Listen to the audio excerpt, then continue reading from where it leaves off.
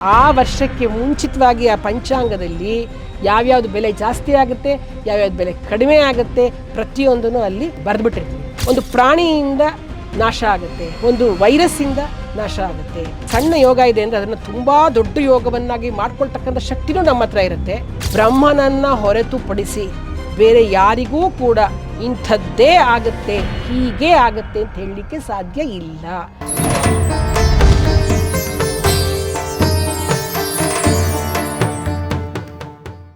Madam, ಈಗ ನೀವು ಹೇಳ್ತಾ ಕೊರೋನಾ ಬಗ್ಗೆ ಹೇಳಿದ್ರಿ, ಆಮೇಲೆ ಬಂಗಾರದ ಬೆಲೆ ಬಗ್ಗೆ ಹೇಳಿದ್ರಿ. ಈ ಬಂಗಾರದ ಬೆಲೆ ಅನ್ನೋದು ಈಗ ಎಲ್ರಿಗೂ ಈಗ ಸಾಮಾನ್ಯವಾಗಿ ತಿಳಿದಿರೋಂಥ ವಿಷಯ ಏನಂದರೆ ಅದು ಆರ್ಥಿಕವಾಗಿರುವಂಥ ವಿಷಯ. ಈಗ ಅದು ಬೇರೆ ಒಂದು ಕಡೆ ಹೆಚ್ಚಾದಾಗ ಅಥವಾ ಭಾರತ ದೇಶದ್ದು ಬಂಗಾರದ್ದು ಇದು ಹೆಚ್ಚಾದಾಗ ಬೆಲೆಯಲ್ಲಿ ಆಚೆ ಈಚೆ ಸ್ವಲ್ಪ ಜಾಸ್ತಿ ಆಗುತ್ತೆ ಅನ್ನೋದು ಇದೆ. ಈ ಕೊರೋನಾ ವಿಷಯದ ಬಗ್ಗೆ ಜ್ಯೋತಿಷ್ಯ ಶಾಸ್ತ್ರದಲ್ಲಿ ಉಲ್ಲೇಖ ಆಗಿತ್ತಾ? ಈ ಬಂಗಾರದ ಬೆಲೆಗೂ ಹಾಗೂ ಜ್ಯೋತಿಷ್ಯಕ್ಕೂ ಯಾವ ರೀತಿ ಸಂಬಂಧ ಇದೆ? ಬಂಗಾರಕ್ಕೆ ಗ್ರಹ ಬಂದು ಗುರು. ನಾವು ಗುರುವನ್ನು ನೋಡ್ಬಿಟ್ಟು ಹೇಳ್ತೀವಿ, ಗುರುವಿನ ಪೊಸಿಷನ್ ನೋಡ್ಬಿಟ್ಟು ಹೇಳ್ತೀವಿ ಅವನು ಎಲ್ಲಿದ್ದಾನೆ ಅಂತಕ್ಕಂಥದ್ದು. ನಾವು ಅದನ್ನು ಅಂಶಗಳಲ್ಲೂ ನೋಡ್ತೇವೆ. ಈಗ ಗುರು ಏನಾಯಿತು, ಅವನು ಶತ್ರು ಸ್ಥಾನದಲ್ಲಿದ್ದಾನೆ, ಬುಧನ ಮನೆಯಲ್ಲಿದ್ದಾನೆ. ಶುಕ್ರನ ಮನೆಯಲ್ಲಿದ್ದಾಗಲೂ ಅಷ್ಟೇ, ಗುರುಗೂ ಶುಕ್ರಂಗೂ ಆಗಲ್ಲ, ಗುರುಗೂ ಬುಧನಿಗೂ ಆಗಲ್ಲ. ನಮ್ಮ ಅಸ್ಟ್ರಾಲಜಿನಲ್ಲಿ ಒಂದಿಷ್ಟು ಗ್ರಹಗಳು ಫ್ರೆಂಡ್ಸು, ಇನ್ನೊಂದಿಷ್ಟು ಗ್ರಹಗಳು. ಈಗ ನೋಡಿ, ಸೂರ್ಯನ ಅಂಡರಲ್ಲಿ ಬರ್ತಕ್ಕಂಥದ್ದು ಚಂದ್ರ, ಕುಜ, ಆಮೇಲೆ ಗುರು, ಆಯಿತಾ. ಈ ಕಡೆ ಬಂದು ಯಾರು ಶುಕ್ರನ ಅಂಡರಲ್ಲಿ ಬಂದುಬಿಟ್ಟು, ಅಂದರೆ ಗುರುವಿನ ಅಂಡರಲ್ಲಿ ಸೂರ್ಯ, ಚಂದ್ರ, ಕುಜ ಬರ್ತಾರೆ. ಈ ಕಡೆ ಶುಕ್ರನ, ಯಾಕೆಂದರೆ ಗುರು ಮಂತ್ರಿ, ದೇವತೆಗಳಿಗೆ ಮಂತ್ರಿ, ಶುಕ್ರ ಬಂದು ಅಸುರರಿಗೆ ಮಂತ್ರಿ. ಹಾಗಾಗಿ ಅವನ ಅಂಡರಲ್ಲಿ ಬುಧ, ಶುಕ್ರ, ರಾಹು, ಕೇತು, ಶನಿ ಇಷ್ಟು ಜನ ಬರ್ತಾರೆ. ಸೊ ಏನಾಗುತ್ತೆ, ಯಾವ ಗ್ರಹ ಯಾವ ಲೋಹಕ್ಕೆ ಸಂಬಂಧಪಟ್ಟಿರ್ತಕ್ಕಂಥ ಗ್ರಹ ಶತ್ರು ಸ್ಥಾನದಲ್ಲಿರ್ತಾನೋ ಆವಾಗ ಬೆಲೆ ಜಾಸ್ತಿ ಆಗುತ್ತೆ, ಮಿತ್ರ ಸ್ಥಾನದಲ್ಲಿ ಬಂದಾಗ ಕಡಿಮೆ ಆಗುತ್ತೆ ಅಂತ ಅದನ್ನು ಹೇಳ್ತಾ ಹೋಗ್ತೀವಿ. ಮತ್ತು ನಾವು ಲೆಕ್ಕಾಚಾರ ಹಾಕಿದಾಗ ನಾವು ಈ ಪಂಚಾಂಗದಲ್ಲಿ ನಾವು ಏನು ಹೇಳ್ತೀವಿ, ಯುಗಾದಿ ದಿವಸ ನಾವು ಓದಬೇಕಾದ್ರೆ ಈಗ ಏನು ಹೇಳ್ತೀವಿ, ರಾಜ ಯಾರು, ಮಂತ್ರಿ ಯಾರು, ಸೈನಾಧಿಪತಿ ಎಲ್ಲ ಹೇಳ್ತಿರ್ತೀವಲ್ಲ ನಾವು ಪಂಚಾಂಗ ಶ್ರವಣ ಮಾಡಿದಾಗ ಅದೆಲ್ಲ ಕೊಟ್ಟಿರ್ತಾರೆ, ಪಂಚಾಂಗದಲ್ಲಿ ಪೂರ್ತಿ ನಮೂದಿಸಿರ್ತಾರೆ. ಆ ವರ್ಷದ ರಾಜ ಯಾರು. ಈಗ ಯುಗಾದಿ ಹಬ್ಬ ಶನಿವಾರ ಬಂತು ಅಂದರೆ ಶನಿನೇ ರಾಜ. ಆಮೇಲೆ ನೆಕ್ಸ್ಟ್ ಸಂಕ್ರಮಣ ಯಾವುದಾಗಿರುತ್ತೆ, ಚೈತ್ರ ಆದಮೇಲೆ ವೈಶಾಖದಲ್ಲಿ ಯಾವುದು ಸಂಕ್ರಮಣದ ಯಾವ ದಿವಸ ಬಂದಿರುತ್ತೆ ಅವನು ಮಂತ್ರಿ ಆಗಿರ್ತಾನೆ. ಹೀಗೆ ಒಂದೊಂದು ಮಾಸದಲ್ಲೂ ಯಾರು ಯಾವ ದಿವಸದ ಅಧಿಪತಿನೋ ಆ ಅಧಿಪತಿಗೆ ತಕ್ಕನಂಗೆ ನಾವು ಗ್ರಹಗಳಿಗೆ ಮಂತ್ರಿ ಸ್ಥಾನಗಳನ್ನು ಕೊಟ್ಕೊಂಡು ಹೋಗ್ತಾ ಇರ್ತೀವಿ. ಹಾಗೇ ಆ ವರ್ಷ ನಾವು ಅಲ್ಲಿ ನಮೂದಿಸ್ಬಿಟ್ಟಿರ್ತೀವಿ.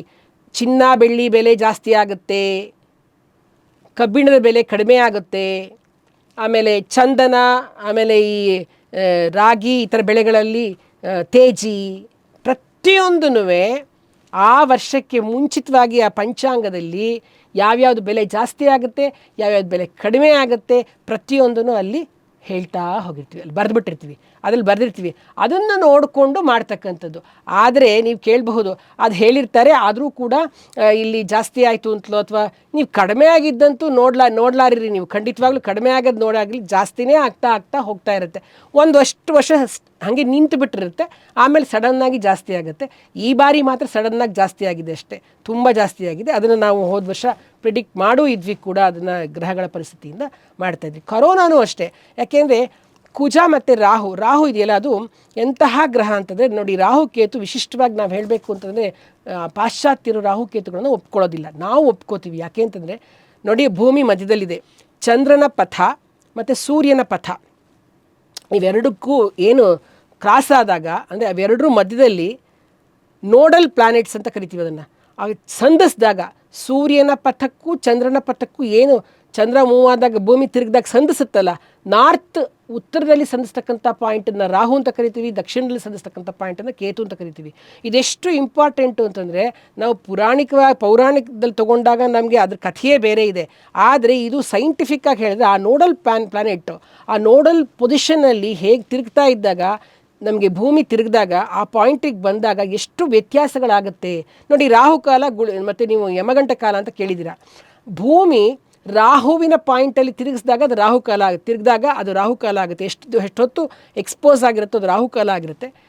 ಕೇತುವಿನ ಪೊಸಿಷನ್ಗೆ ತಿರುಗಿದಾಗ ಎಷ್ಟು ಹೊತ್ತಿರುತ್ತೋ ಅದು ಯಮಗಂಟ ಕಾಲ ಅಂತ ಹೇಳ್ತೀವಿ. ಸೊ ಆ ಎರಡು ಕಾಲದಲ್ಲಿ ಶುಭ ಕಾರ್ಯಗಳು ವರ್ಜ್ಯ ಅಂತ ಹೇಳ್ತೀವಿ. ಅಂತಹ ಸೂಕ್ಷ್ಮವಾಗಿರ್ತಕ್ಕಂಥ ರಾಹು ಇದೆಯಲ್ಲ, ಅದು ಸೂಕ್ಷ್ಮಾಣುಗಳನ್ನು ಪ್ರೊಡ್ಯೂಸ್ ಮಾಡ್ತಕ್ಕಂಥದ್ದು. ಆ ವರ್ಷದಲ್ಲಿ ಆ ಕುಜ ಮತ್ತು ಆ ರಾಹುವಿನ ಒಂದು ಏನು ಸ್ಥಿತಿ ಇತ್ತು ಅಂತಂದರೆ ಖಂಡಿತವಾಗ್ಲೂ ಈ ಒಂದು ಯಾವುದೋ ಒಂದು ಸೂಕ್ಷ್ಮ ಜೀವಿಯಿಂದ ಜನಗಳಿಗೆ ತುಂಬ ತೊಂದರೆ ಆಗುತ್ತೆ ಅಂತಕ್ಕಂಥದ್ದನ್ನು ಆ ವರ್ಷದ ಜಾನ್ವರಿ ಭವಿಷ್ಯದಲ್ಲಿ ಹೇಳಲಾಗಿತ್ತು. ಅದು ಎಷ್ಟು ಮಟ್ಟಿಗೆ ಆಯಿತು ಅಂತ ನೀವೇ ನೋಡಿದರೆ ಕರೋನಾ. ಅದು ಎಲ್ಲ ವರ್ಷದಲ್ಲೂ ಇರುತ್ತೆ. ಈಗ ನೋಡಿ ಮೊನ್ನೆನೂ ಸಾಂಕ್ರಾಮಿಕ ಇರುತ್ತೆ, ಎಲ್ಲ ಒಂದು ಸ್ವಲ್ಪ ಬಂದು ಹೋಗುತ್ತೆ. ಈ ಮೇದಿನಿ ಜ್ಯೋತಿಷದ ಪ್ರಕಾರ ಪೂರ್ತಿ ಬಲ್ಕಾಗಿ ಆಗುತ್ತೆ ಅನ್ನೋದನ್ನು ನಾವು ಮೇದಿನಿ ಜ್ಯೋತಿಷದಿಂದ ತಿಳ್ಕೊಳ್ಬೋದು. ಈಗ ಈ ವಿಮಾನ ಅಪಘಾತ ಆದರೆ ಒಬ್ಬರಿಬ್ರು ಹೋಗಲ್ಲ, ಪೂರ್ತಿ ಇದ್ದವರಷ್ಟು ಜನ ಹೊರಟೋಗ್ತಾರೆ.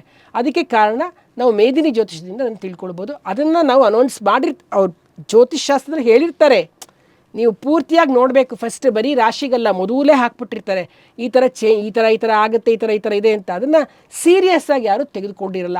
ಆದಮೇಲೆ ನೋಡ್ಬಿಟ್ಟಿರ್ತಾರೆ. ಅದನ್ನು ಮೊದಲೇ ನಾವು ಆದರೂ ಪಾಪ ಬಂದ ಮೇಲೆ ನಮ್ಮ ಸರ್ಕಾರಗಳು ತುಂಬ ಇದು ಮಾಡ್ತಾರೆ, ತುಂಬ ಹರಡೋ ರೋಗ ಆದ್ದರಿಂದ ಆ ಮಟ್ಟಕ್ಕೆ ಹೋಯಿತು. ಬಟ್ ತುಂಬಾ ಕೇರ್ ತೊಗೊಂಡಿದ್ದಕ್ಕೆ ಸಾಕಷ್ಟು ಉಳಿದುಕೊಂಡ್ರು ಜನ ಅಲ್ವಾ. ಆದರೆ ಹಿಂದೆ ಹಂಗಾಗ್ತಿರಲಿಲ್ಲ, ಊರೇ ಹೋಗ್ಬಿಡ್ತಾಯಿತ್ತು.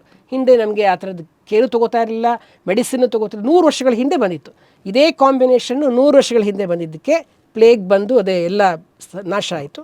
100 ವರ್ಷದ ನಂತರ ಮತ್ತೆ ಕರೋನಾ ಬಂದು ಸಮಸ್ಯೆ ಆಯಿತು. ಅದು ಹಾಗೆ ಬರ್ತಾ ಇತ್ತು. ನೆಕ್ಸ್ಟ್ ಇನ್ನೊಂದು 100 ವರ್ಷಕ್ಕೆ ಅದು ಇದೇ ಥರನೇ ಬರುತ್ತೆ.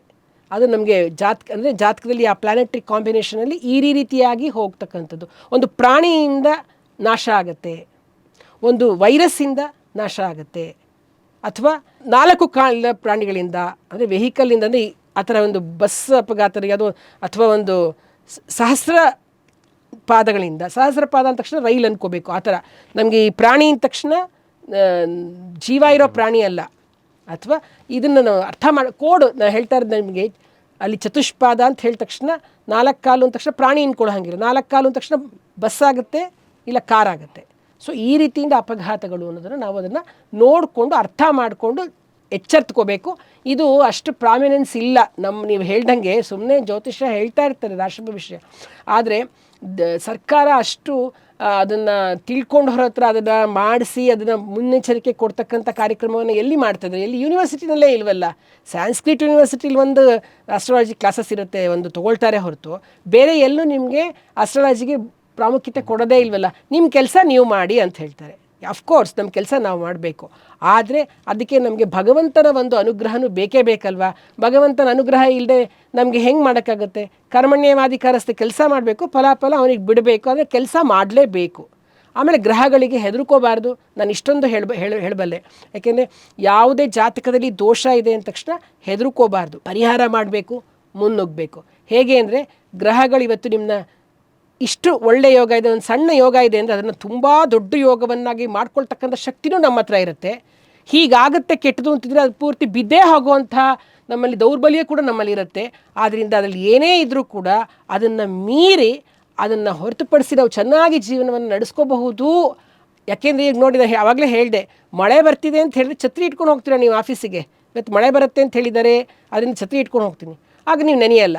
ಇಲ್ಲ ಅಂದರೆ ಹಾಗೆ ಹೋದರೆ ನೆಂದ್ಕೊಂಡು, ಎಲ್ಲ ನಾನು ಎಕ್ಸಾಂಪಲ್ ಕೊಟ್ಟಿದ್ದು, ನೆಂದ್ಕೊಂಡು ಬರೋವಂಥದ್ದು ಪ್ರಾಬ್ಲಮ್ ಮಾಡ್ಕೊಳ್ತಕ್ಕಂಥದ್ದು. ಸೊ ಅದಕ್ಕೆ ಮುಂದೆ ಏನು ಆಗುತ್ತೆ ಅನ್ನೋದನ್ನು ತಿಳಿದುಕೊಂಡು ಅದಕ್ಕೆ ನಾವು ಪ್ರಿಪೇರ್ ಆಗ್ತಕ್ಕಂತಹ ಒಂದು ಮಾನಸಿಕವಾಗಿ ಎಲ್ಲ ರೀತಿಯಲ್ಲೂ ನಾವು ಪ್ರಿಪೇರ್ ಆಗ್ತಕ್ಕಂತಹ ಒಂದು ಮಾರ್ಗದರ್ಶನವನ್ನು ಕೊಡ್ತಕ್ಕಂಥದ್ದು ಜ್ಯೋತಿಷ ಶಾಸ್ತ್ರ. ಹಾಗೆ ನಡ್ಕೊಳ್ಳೋದ್ರಿಂದನೂ ಕೂಡ ನಮಗೆ ಕೆಲವರು ತುಂಬ ನೋಡ್ತಾರೆ, ಸಣ್ಣದಕ್ಕೂ ಮುಹೂರ್ತ ಕೇಳ್ತಾರೆ, ಸಣ್ಣದಕ್ಕೂ ಇದು ಮಾಡ್ಬೋದಾ, ಅಷ್ಟೆಲ್ಲ ನೀವು ತಲೆನೇ ಕೆಡಿಸ್ಕೊಳ್ಬೇಡಿ. ನಿಮ್ಮ ಕೆಲಸವನ್ನು ನೀವು ಶ್ರದ್ಧೆಯಿಂದ ಮಾಡಿ, ಭಗವಂತನನ್ನು ಮಾತ್ರ ನಾನು ಯಾವಾಗಲೂ ಹೇಳ್ತೀನಿ, ನಿಮ್ಮ ಆರಾಧ್ಯ ದೈವವನ್ನು ಕೊಂಡೇ ಬನ್ನಿ ಆಫೀಸಿಗೆ ಬರಬೇಕಾದ್ರೂ. ನಾನು ಮಾಡೋದೇ ಕರ್ತವ್ಯವೇ ದೇವರು ಇಲ್ಲ. ಪ್ರಕೃತಿಯಿಂದ ನಾವೇನು ತೊಗೊಂಡಿರ್ತೀವೋ ಮತ್ತು ಅವನಿಗೊಂದಿಷ್ಟು ರಿಟರ್ನ್ಸ್ ಅಂತ, ಯಾರಿಗೆ ನಾವು ನಿಮಗೆ ಏನಾರ ಒಂದು ಸಹಾಯ ಮಾಡಿದ್ರೆ ನಮಗೆ ರಿಟರ್ನ್ ಕೊಡ್ತೀರ. ಅಷ್ಟು ಸಹಾಯ ಮಾಡಿರ್ತಕ್ಕಂಥ ಭಗವಂತನಿಗೆ ಅವ್ನಿಗೇನು ಕೊಡಬೇಕು ಇಲ್ಲ, ಅವ್ನು ಕೊಟ್ಟವನಿಗೊಂದು ಥ್ಯಾಂಕ್ಸ್ ಹೇಳಬೇಕು ತಾನೆ. ಥ್ಯಾಂಕ್ಸ್ ಹೇಳಿ ಬನ್ನಿ. ನಾನು ಈ ಭಾಷೆನಲ್ಲಿ ಹೇಳ್ತೀನಿ, ಥ್ಯಾಂಕ್ಸ್ ಹೇಳಿ ಬಂದು ಕೆಲಸ ಮಾಡಿ, ಖಂಡಿತ ಸಕ್ಸಸ್ ಸಿಗುತ್ತೆ. ಅದು ನಂಬೋದೇ ಇಲ್ಲ, ದೇವ್ರನ್ನೇ ನಂಬಲ್ಲ, ಇನ್ನು ಜ್ಯೋತಿಷ್ಯನ ನಂಬೋದು ಎಲ್ಲಿಂದ ಬಂತು ಅಲ್ವೇ? ಖಂಡಿತ ನಿಮ್ಮ ಕೆಲಸ ಆಗೇ ಆಗುತ್ತೆ. ಸೊ ಜ್ಯೋತಿಷ್ಯ, ನಾನು ಮತ್ತೆ ಹೇಳ್ತೀನಿ, 100% ಅದು ದೈವಿಕ ವಿಜ್ಞಾನ ಅದು. ಆದರೆ ಅದನ್ನು ಸರಿಯಾಗಿ ಅರ್ಥ ಮಾಡ್ಕೊಂಡಿರ್ತಕ್ಕಂಥವ್ರು ಎಲ್ಲರೂ ಪೂರ್ತಿಯಾಗಿ ಅರ್ಥ ಮಾಡ್ಕೊಂಡಿರೋಕ್ಕೆ ಸಾಧ್ಯ ಇಲ್ಲ. ಯಾಕೆ ಅಂತಂದರೆ ನಾನು ನೋಡ್ದಂಗೆ ಎಷ್ಟೊಂದು ಜನಕ್ಕೆ ಏನೂ ಗೊತ್ತಿರಲ್ಲ, ಸ್ವಲ್ಪ ತಿಳ್ಕೊಂಡು ಒಂದಿಷ್ಟು ಪರಿಹಾರ ತಿಳ್ಕೊಂಡು ಭಾಳ ದೊಡ್ಡ ಮಟ್ಟದಲ್ಲಿ ಹೆಸರು ಮಾಡಿಕೊಂಡು ಮಾಡ್ತಾ ಇರ್ತಾರೆ, ಆಶ್ರಮಗಳನ್ನೆಲ್ಲ ಕಟ್ಕೊಂಡು. ಅಂಥವ್ರಿಗೇನೆ ಏನು ಉದರ ನಿಮಿತ್ತಂ ಬಹುಕೃತ ವೇಷಂ ಅಂತ ಏನು ಹೇಳ್ತಾರೋ, ಯಾಕೆಂದರೆ ನೋಡಿ ವರಾಹಮಿಹಿರರು ಅಂತ ಹೇಳಿದ್ದಾರೆ, ಫಲಾನಿ ಗ್ರಹಚಾರೇಣ ಸೂಚಯಂತೆ ಮನೀಷಿಣಃ ಕೋವಕ್ತಾ ತಾರತಮ್ಯಸ್ಯ ತಮೇಕಂ ವೇದ ಸಂವಿನ ಅಂತ. ಬ್ರಹ್ಮನನ್ನು ಹೊರತುಪಡಿಸಿ ಬೇರೆ ಯಾರಿಗೂ ಕೂಡ ಇಂಥದ್ದೇ ಆಗುತ್ತೆ, ಹೀಗೆ ಆಗುತ್ತೆ ಅಂತ ಹೇಳಲಿಕ್ಕೆ ಸಾಧ್ಯ ಇಲ್ಲ. ನೋಡಿ ಅರ್ಥ ಮಾಡ್ಕೊಳ್ಳಿ, ಹೀಗೆ ಅದಕ್ಕೆ ನಾವು ಜ್ಯೋತಿಷ್ಯರಾಗತಕ್ಕಂಥವ್ರು ಈ ರೀತಿ ಆಗೋಕ್ಕೆ ಚಾನ್ಸಸ್ ಇದೆ, ನೀವು ಇದು ಮಾಡಿ, ಆಗೋದ್ರಿಂದ ತಡಿಬಹುದು, ಹೀಗೆ ಹೇಳಬೇಕು.